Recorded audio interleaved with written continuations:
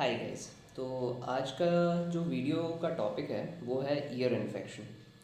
पर इस वीडियो के एंड पे मैं एडिशनल इन्फॉर्मेशन दूंगा। सो प्लीज़ इस वीडियो को लास्ट तक देखिए, क्योंकि ये जो है आज सिर्फ एक कोई थियोरेटिकल सेशन नहीं होगा। थोड़ा मतलब रियल लाइफ एक्सपीरियंस भी मैं आखिरी में शेयर करूँगा। So watch the video till the end. Thank you. तो कंटिन्यू करते हैं। आज का टॉपिक है ईयर इन्फेक्शन। तो ईयर इन्फेक्शन क्या होता है? ईयर इन्फेक्शन होता है जब कान में किसी इन्फेक्शन की वजह से इन्फ्लेमेशन हो जाता है, चाहे वो एक्सटर्नल ईयर में हो, मिडल ईयर में हो या फिर इंटरनल ईयर में हो। तो तीन टाइप के इन्फेक्शंस होते हैं। ओटाइटिस एक्सटर्ना मतलब एक्सटर्नल ईयर का infection, otitis media internal ear का, मिडल ईयर का इन्फेक्शन, और ओटाइटिस इंटर्ना जो इनर ईयर का इन्फेक्शन होता है। ठीक है। तो इसके जो हैं कॉजेज़ कई सारे हो सकते हैं। आउटर ईयर इन्फेक्शन इसलिए हो सकता है कि स्विमिंग करने से हो सकता है। टॉन्सिल इन्फेक्शन या फिर साइनस प्रॉब्लम से भी ये जो है secondarily ear infection, middle ear infection हो सकता है। और कई बार मिडल ईयर इन्फेक्शन से भी इंटरनल ईयर इन्फेक्शन हो सकता है। ठीक है। तो हमारी जो ये साइनसेस हैं या फिर हमारे जो नोज़ हैं या फिर हमारे टॉन्सिल्स हैं या फिर हमारे ईयर्स हैं, इंटरनली क्योंकि वो कनेक्टेड हैं, तो इसलिए ये इन्फेक्शन कभी भी स्प्रेड कर सकता है।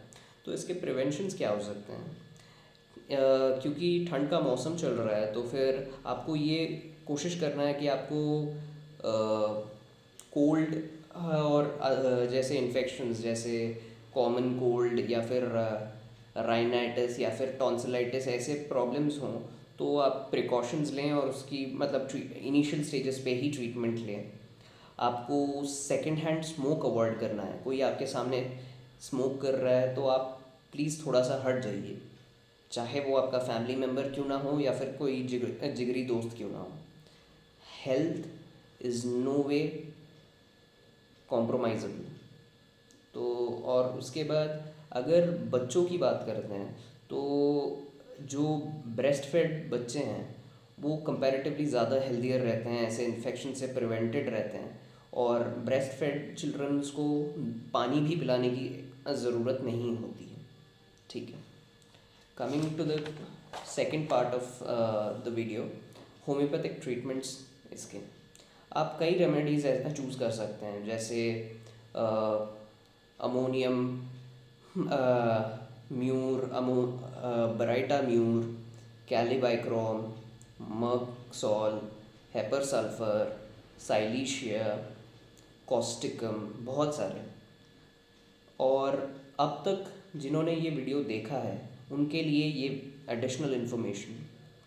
मैंने रिसेंटली एक केस देखा है, क्योंकि उस पेशेंट ने मुझे मना किया है कि उनके कोई स्क्रीनशॉट्स या कोई वीडियो देने में है वो कंफर्टेबल नहीं है, मेल, बट वो स्टिल अपना मतलब आइडेंटिटी हिडन रखना चाहते हैं। तो उन्होंने सिर्फ मुझे इस बात की परमिशन दी है कि मैं अपना जो है स्टोरी, मतलब उनका जो ट्रीटमेंट का जो ये प्रोसीजर है मैं आपके साथ शेयर कर सकता हूँ without sharing any specific details. So जैसे मैंने आपको बता दिया कि वो एक मेल है और उनकी एज अराउंड 27-26 इस एज ग्रुप में आते हैं।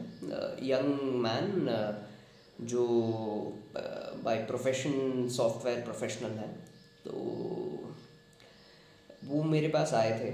इससे पहले भी वो मेरे पास आए थे to get the treatment for tonsillitis as well as उन टॉन्सिलाइटिस ठीक होने के बाद उनको स्नीजिंग की प्रॉब्लम हो रही थी।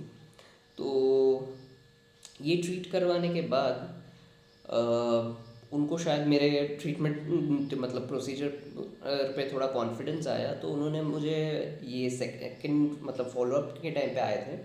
तो उन्होंने बोला कि मुझे ये जो है कुछ दिनों से ये प्रॉब्लम भी, मतलब कुछ दिनों से नहीं, ऑलमोस्ट 2 साल से ये प्रॉब्लम है कि इनिशियली मेरे कान में से थोड़ा सा मतलब ये एक हमिंग साउंड आता है, जिसकी वजह से मैं थोड़ा कम सुनता हूँ इनिशियली।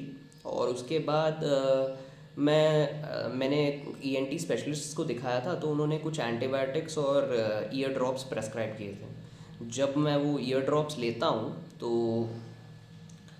इनिशियली एक दो बूंद खून निकलता है और उसके साथ साथ थोड़ा पस भी निकलता है। तो मैंने पूरा केस लिया। केस में मुझे ये पता चला कि उनका जो ये पस है थोड़ा फाउल स्मेलिंग है। थोड़ा सा ये जो है इनिशियली जो है बहुत म्यूकस लाइक होता है, और सेकेंडरीली उसके बाद वो थोड़ा सा अ, मतलब येलोइश पस डिस्चार्ज होता है। तो इसके बेसिस पे मेरा जो प्रेस्क्रिप्शन था वो ये था कि मैंने उनको हेपर सल्फर साइलिशिया दिया, और ये जो है इसके लिए मॉक्सॉल दिया। अब आप मुझे बोलेंगे कि आपने मेडिसिन्स बताते वक्त तो 5-6 मेडिसिन्स बता दिए, अब आपने 3 मेडिसिन ही क्यों दिए? देखिए, हर एक केस का अपना एक मेरिट होता है, और उसको हमें उसके बेसिस पे ट्रीट करना होता है ना। अब कुछ मेरे होम्योपैथ कम्युनिटी के लोग ही शायद मुझे पॉइंट आउट कर सकते हैं कि आप तो मतलब पॉलीफार्मेसी कर रहे हैं। वेल सर, हो हैनिमन ने जिस तरीके का होम्योपैथी ये इनिशियली स्टार्ट किया था, उसके बाद कहीं मॉडिफिकेशंस आए हैं। और जहाँ तक आप जिसको आप पॉलीफार्मेसी कह रहे हो, उसको हम लोग बैनर्जी प्रोटोकॉल्स कहते हैं, जो पॉलीफार्मेसी करते हैं। ठीक है। So this was it for this video. मिलते हैं नेक्स्ट वीडियो में। ठीक है, बाय।